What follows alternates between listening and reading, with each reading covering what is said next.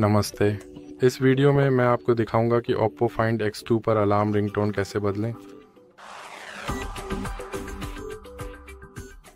तो आपको अपनी घड़ी एप्लीकेशन खोलने से शुरू करना होगा, फिर अलार्म टैब पर जाएं।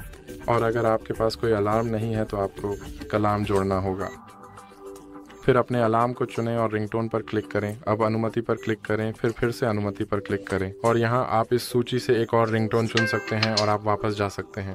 और जैसा कि आप देख सकते हैं, मेरी रिंगटोन अब बदल गई है। तो इस वीडियो के लिए इतना ही। अगर आपको ये पसंद आया तो कृपया लाइक करना ना भूलें और सब्सक्राइब करें।